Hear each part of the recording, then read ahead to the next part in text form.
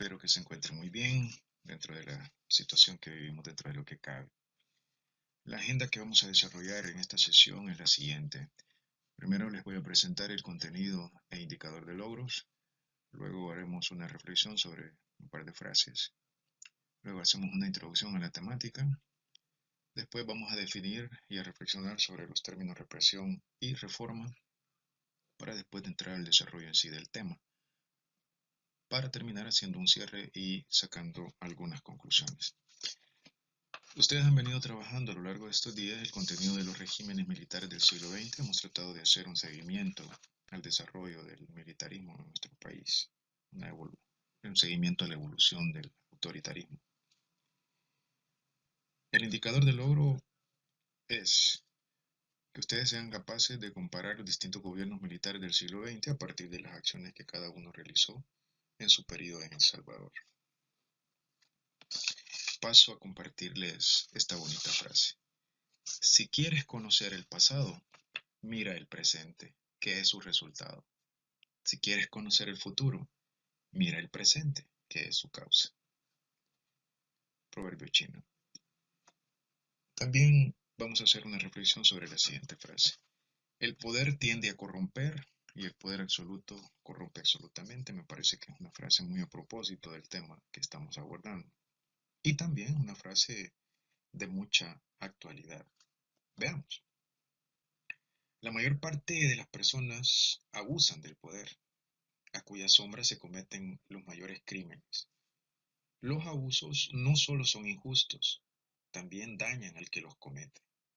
Sin duda que no queremos padecer una injusticia, pero tampoco deberíamos querer cometerla. El poder atrofia la razón, la daña. Esta es una de las razones de la importancia de la existencia de contrapesos y de la vigencia del principio de división de poderes. Parece que es una ley universal que cualquier persona que tenga poder tiende a la corrupción. Y es que al ejercer el poder se gana de inmediato la sensación de que se controla voluntaria o involuntariamente a otros. Y esa sensación de control, que es efectivamente real, tiende a generar una suerte de lombrices en la cabeza que le insisten a la persona, aquí no hay realmente límites, puedo controlar esto o aquello. Y muy pronto se convence que puede hacer mucho más, puede ejercer mayor control. Y si nadie lo detiene o le pone un alto, continuará por ese camino, ampliando su sensación de poder, que se traducirá en mayor control sobre los demás, pensando que todo lo puede. Por ello insisto, de ahí viene la importancia de los contrapesos en una democracia. Manera de introducción. El autoritarismo militar salvadoreño se consolidó durante el régimen del general Hernández Martínez en los años 30 del siglo XX. A partir de ahí, los gobiernos salvadoreños se caracterizaron por ser autoritarios y militares, fenómeno que se prolongó por casi 50 años. Por casi 50 años. Todos los gobiernos militares se caracterizaron por hacer una combinación de dos aspectos. Combinaron represión y reforma. Veamos de qué se trata cada uno de estos dos términos. En el caso de la represión, es un acto o conjunto de actos, ordinariamente desde el poder, para contener, detener o castigar con violencia actuaciones políticas o sociales. Esto según el diccionario de la Real Academia Española. La represión puede tener muchas caras. La tortura es una de ellas. La cárcel, las detenciones ilegales o arbitrarias, las desapariciones forzosas. En tiempos pasados, cuando las manifestaciones salían, eran ametralladas. Todas esas son manifestaciones de la represión. Esta implica la pretensión de impedir un comportamiento o la de castigar una vez que se ha producido.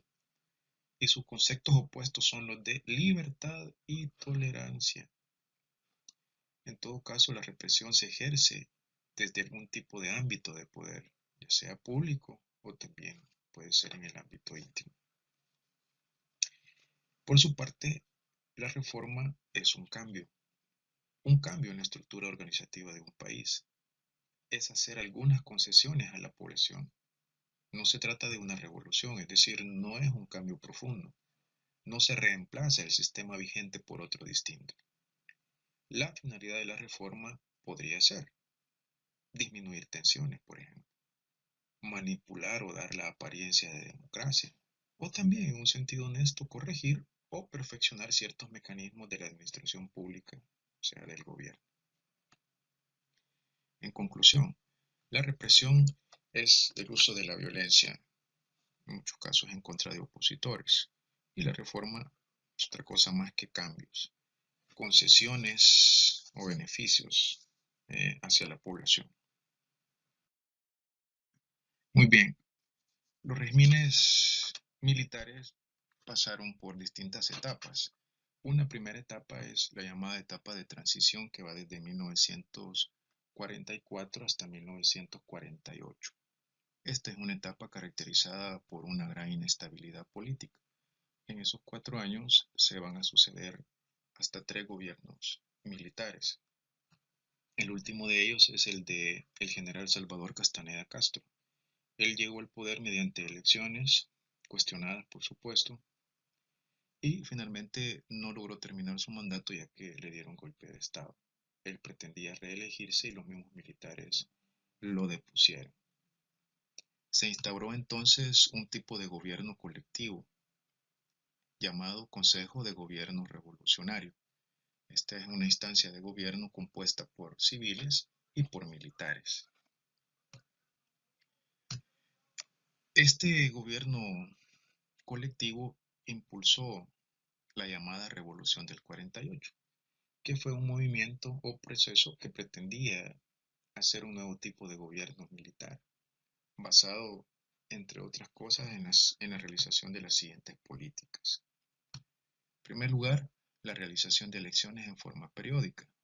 Valga decir que elecciones ya se realizaban periódicamente. Lo importante es cómo se hacen esas elecciones. Si son elecciones transparentes o si son amañadas, como fue el caso de los gobiernos militares. También una de sus políticas fue la de elaborar un anteproyecto de una nueva constitución que efectivamente se llevó a cabo en 1950.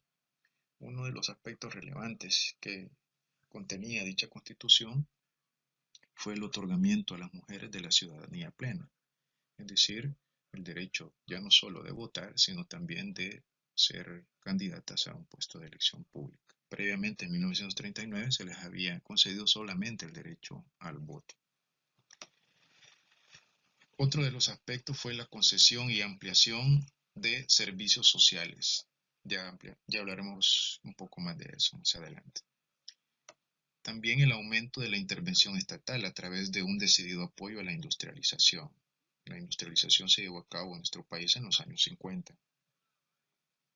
Y finalmente la aplicación de impuestos a las exportaciones para hacer llegar los dineros que iban a necesitar los gobiernos para desarrollar sus políticas. Muy bien. Pasemos entonces a ver las fases del autoritarismo militar. Se le suele clasificar al autoritarismo en 3 fases.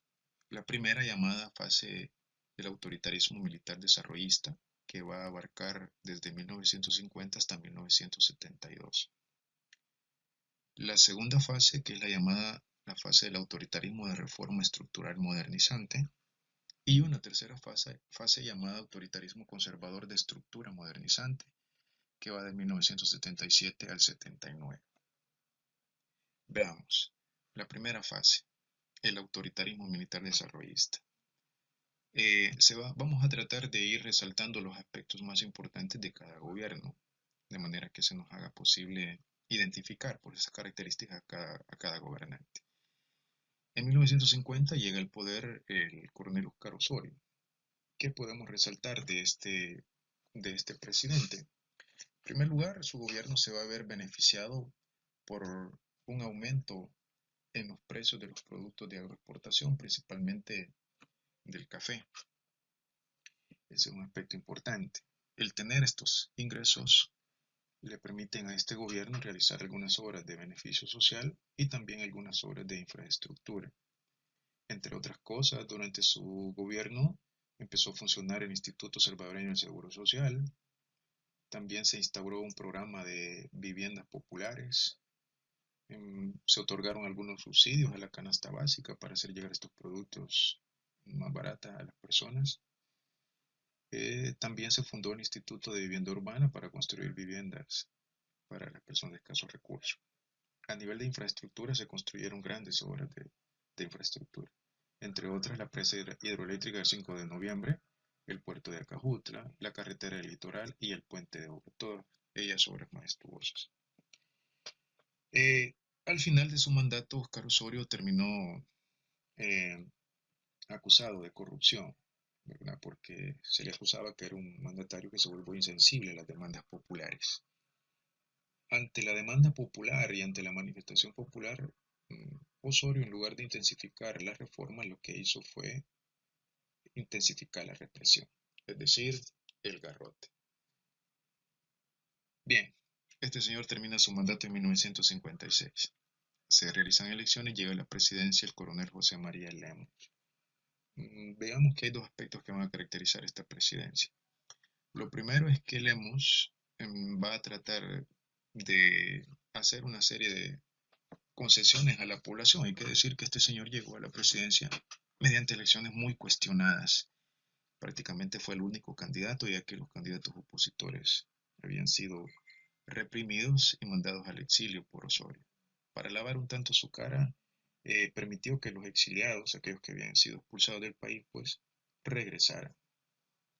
Permitió además que los sindicatos se organizaran, es decir, dio una cierta apertura política. Este gobierno enfrentó un fenómeno económico bien importante, que fue la baja de los precios de los productos de agroexportación. Esta baja de los precios, combinada con un aumento de la inflación, un aumento de los precios, devino en grandes manifestaciones en contra del gobierno. En lugar de profundizar nuevamente en la reforma, este gobierno se decantó por la represión, pero las cosas se salieron de control. Ante esto, los militares decidieron darle un golpe de Estado y se instauró una junta de gobierno, otro gobierno colectivo. Este gobierno se va a mantener por unos pocos meses. Hizo un ofrecimiento de hacer elecciones transparentes.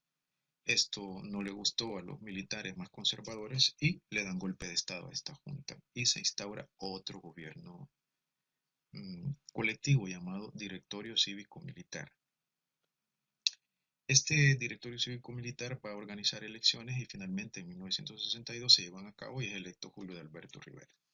¿Cuáles son los aspectos que van a caracterizar al gobierno de Julio Rivera? Bueno, el mandato de este señor se va a llevar en medio del proyecto del mercado común centroamericano. Hay dos cosas o tres cosas que son especialmente importantes.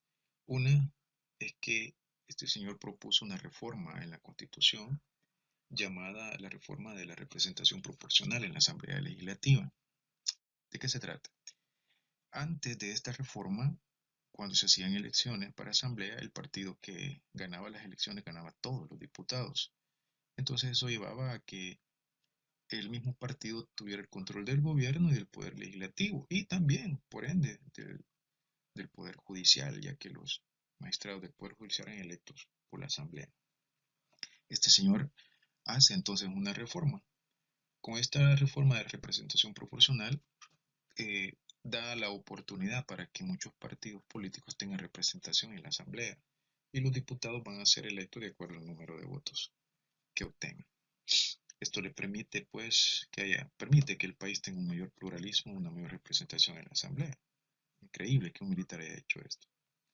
Por otra parte, otro aspecto importante fue que promulgó el Código de Trabajo, que va a regular las relaciones laborales. Y en términos represivos, en su gobierno se va a crear una organización que se llamó la Organización Democrática Nacionalista, ORN, que fue creada eh, para ejercer un control en el campo, en el área rural. Iba a estar compuesta por campesinos afectos al gobierno y por eso ex oficiales. También este gobierno se vio beneficiado por un proyecto estadounidense llamado la Alianza para el Progreso, que era un proyecto de ayuda económica a los gobiernos de América Latina para prevenir que el comunismo siguiera avanzando en el país. Se realizan elecciones en 1967 y resulta electo Fidel Sánchez Hernández. Lo que podemos resaltar de esta presidencia es que durante su mandato se llevó a cabo la guerra de El Salvador con Honduras, pero también podemos resaltar que fue un gobierno que practicó la intolerancia política hacia opositores al régimen, de manera que también se va a volver un gobierno represor. Durante la guerra con Honduras se va a dar el regreso, el retorno de aproximadamente unos 300.000 salvadoreños. Bueno, esos eran los que vivían en Honduras. Realmente van a retornar como 100.000. El retorno de estos salvadoreños va a hacer que se profundicen algunos problemas sociales como el desempleo, el tema de la tierra, de campesinos que no lo tenían. De manera que la guerra con Honduras vino a profundizar problemas que ya existían. Entramos entonces a la segunda fase del autoritarismo militar, que es llamado el autoritarismo de reforma estructural modernizante, que abarca una presidencia, y es la presidencia del coronel Arturo Armando Molina. A este militar se le va a identificar por los siguientes aspectos. En primer lugar, este coronel llegó a la presidencia por probablemente las elecciones más cuestionadas de la historia. Fueron las elecciones más fraudulentas y por algo vamos a identificar a este gobierno, va a ser por eso. Realmente en estas elecciones compitieron dos grupos, el PCN, que era el partido oficial, y una coalición de partidos opositores llamado la Unión Nacional Opositora, la UNA, que llevaba como candidato al ingeniero José Napoleón Duarte. En realidad ellos ganaron las elecciones, pero el triunfo les fue arrebatado y le entregan la presidencia a Arturo Armando Molina. Es un hecho muy relevante. Otro aspecto es que este gobierno intenta realizar una reforma agraria, es decir, hacer una distribución de tierras, pero las élites agrarias se opusieron a eso y el proyecto de Molina fracasó. El otro aspecto a resaltar es que durante la presidencia de Molina se van a va a resultar en la organización popular. Van a surgir los primeros grupos guerrilleros y también van a surgir las grandes organizaciones de masa. La década de los 70 es una década en la que se van a agudizar todos los problemas políticos, sociales, económicos que no se pudieron resolver en las décadas pasadas. Es la década previa a la guerra. Es una década bastante conflictiva. Los grupos guerrilleros comienzan su accionar militar, realizando algunas acciones como secuestros de prominentes empresarios. Y las organizaciones de masas, pues, se van a caracterizar por su gran poder organizativo y de convocatoria. Sacan a las calles manifestaciones multitudinarias que van a poner en problemas a los gobiernos. Este gobierno, por supuesto, va a responder con represión. Uno de los eventos más sobresalientes fue la masacre de 1975 a una marcha de estudiantes universitarios que terminó en la muerte de varias decenas de jóvenes. Bien, Molina hace las elecciones y en el 77 resulta electo Carlos Humberto Romero. Estas elecciones también fueron elecciones fraudulentas. La oposición alegaba que le había sido nuevamente arrebatado el triunfo. Romero es un militar conservador. A la llegada a la presidencia, con él se termina cualquier intento de reforma y Romero se va a caracterizar pues, por el uso intensivo de la represión. De hecho, el 28 de febrero del año 77, como protesta al fraude electoral, miles de personas se concentraron en la Plaza Libertad, se quedaron a pernoctar para realizar una vigilia y fueron reprimidos. El resultado fue nuevamente de decenas de personas asesinadas. Así comenzó su presidencia Romero. Hay que decir que durante su presidencia se asesinó a los primeros integrantes de la Iglesia Católica. Por ejemplo, el padre Rutilio Grande fue asesinado. De manera que se desata con Romero una ola de represión tremenda. Las manifestaciones van siendo ametralladas, salen manifestaciones y siempre quedan cadáveres en la calle. Este gobierno se caracteriza especialmente por eso. La situación se sale de control. Las organizaciones populares tenían una consigna que era más represión, más lucha. O sea que la represión, en lugar de disminuir, que ese era el propósito, disminuir la protesta, al contrario, la potenciaba. Entonces la situación, al salirse de control, los militares deciden dar un golpe de Estado, quitan a Romero. Este es el último golpe de Estado que se va a llevar a cabo. Romero es el último gobierno militar que va a haber en nuestro país. Muy bien.